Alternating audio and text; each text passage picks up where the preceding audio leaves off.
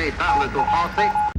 Bienvenue dans ce format intitulé « L'effondrement en bref ». Plongeons directement dans les actualités chaudes du moment pour tenter d'y voir plus clair sur les événements en cours sur le plan international. Voici le développement des 24 dernières heures. Ce matin, la Russie a mené une attaque massive sur les infrastructures énergétiques de l'Ukraine. Au total, environ 100 drones d'attaque, plus de 90 missiles de différents types ont été lancés par l'armée russe, selon Volodymyr Zelensky. Pour sa part, Vladimir Poutine a déclaré que les frappes massives de ce jour contre l'Ukraine étaient sa réponse aux tirs de missiles américains ATACMS contre le territoire russe, malgré sa mise en garde et sa menace d'escalade militaire adressée à l'Occident.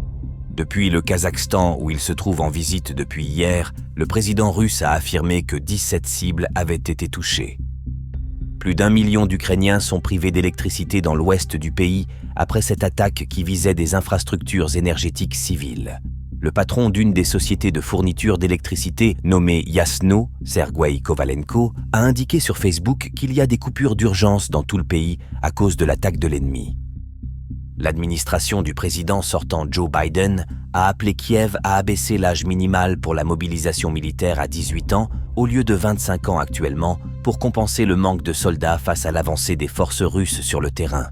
La vérité, c'est que l'Ukraine ne mobilise et n'entraîne actuellement pas assez de soldats pour remplacer les pertes sur le champ de bataille et se maintenir face à l'accroissement des forces russes, a déclaré mercredi un haut responsable de l'actuelle administration américaine sous le couvert de l'anonymat.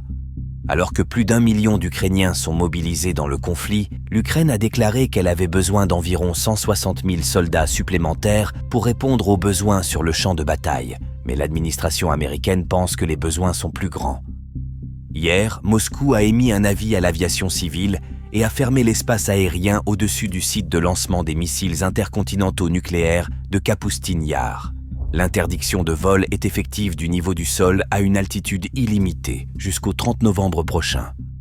Lors d'une session du Conseil de sécurité regroupant 6 pays alliés à la Russie qui se tenait à Astana au Kazakhstan, Vladimir Poutine a annoncé aujourd'hui le lancement de la production à la chaîne de missiles Oreshnik. En détaillant les caractéristiques techniques de ce missile, le président russe a déclaré « Il est composé de dizaines d'ogives autodispersées qui attaquent une cible à une vitesse de Mach 10. Cela représente environ 3 km par seconde. La chaleur dégagée atteint une température de 5000 ou 6000 degrés, plus qu'à la surface du Soleil.